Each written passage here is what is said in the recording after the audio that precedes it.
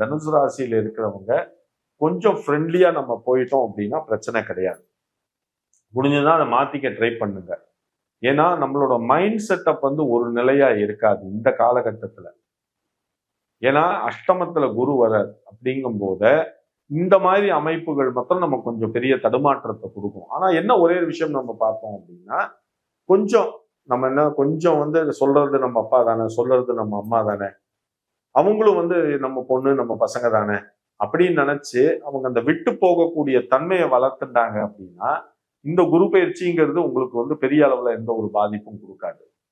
மன ரீதியான விஷயங்களை தான் கொடுக்கும், மற்றபடி வேற எதுவும் இல்லை. பண ரீதியான விஷயங்கள்ல எந்த பிரச்சனையும் கிடையாது. பணத்தை பொறுத்த வரைக்கும் உங்களுக்கு நல்லபடியா இருக்கும். நீங்க ஆனா நமக்கு வந்து எவ்வளவு வந்தாலும் நம்மளோட தேவைகள்ங்கிறது பூர்த்தி ஆகவே ஆகாது. இது வந்து இயற்கையான விஷயம்தான். இது உங்களுக்கா இருக்கட்டும், எனக்கா இருக்கட்டும். நமக்கு இன்னைக்கு ஒரு 100 ரூபா கிடைச்சா கூட நம்ம அந்த 100 ரூபாவோட சாட்டிஸ்ஃபைடா வீட்டுக்கு போக மாட்டோம். இன்னொரு 1000 ரூபாய் கையில கிடைச்சுன்னா இன்னைக்கு ஓரளவு நல்லா இருக்குமே நினைப்போம். ஏன்னா மனிதனோட மனசு இயல்பு அந்த மாதிரி. ஓகேங்களா? அதனாலதான் ஜாதகத்துல வந்து மனோகாரகன் நம்ம எப்படி இருக்குன்னு பார்க்கணும். மனோகாரகன் சொல்லக்கூடிய சந்திரன் வந்து நீச்சத்துல போயிட்டார் அப்படின்னா நம்ம மைண்ட் வந்து ஸ்டேபிளா இருக்கவே இருக்காது. காத்தாலம் ஒண்ணு பேசுவோம், மத்தியானம் ஒண்ணு பேசுவோம், சாயங்காலம் ஒண்ணு பேசுவோம்.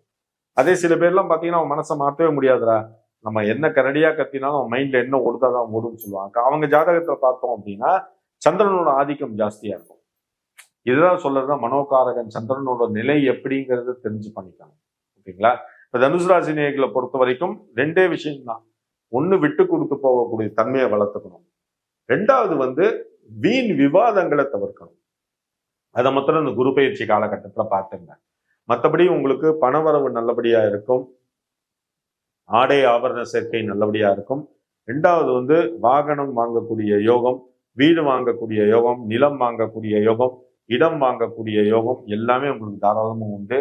நகை வாங்கக்கூடிய யோகம், புது டிவி, புது ஃப்ரிட்ஜ் வாங்கக்கூடிய யோகம் எல்லாமே தனுசு ராசி நேயர்களுக்கு ரொம்ப நல்லபடியா இருக்கு. மாணவர்களை பொறுத்த வரைக்கும் கொஞ்சம் கவனமா அக்கறையா படிக்கணும். அது மாத்திரம்தான்.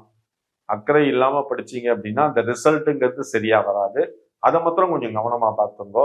ஏன்னா தனுசு ராசிக்கு நான் ஏற்கனவே சொல்லிங்க, அஷ்டமத்துல குரு அப்படிங்கும் போது அவர் எங்க கை வைப்பாருன்னா மெயினா வந்து இந்த மாதிரி டல்னஸ், லேசினஸ் இந்த மாதிரி விஷயங்கள்ல தான் கொண்டு போய் விடுவாரு.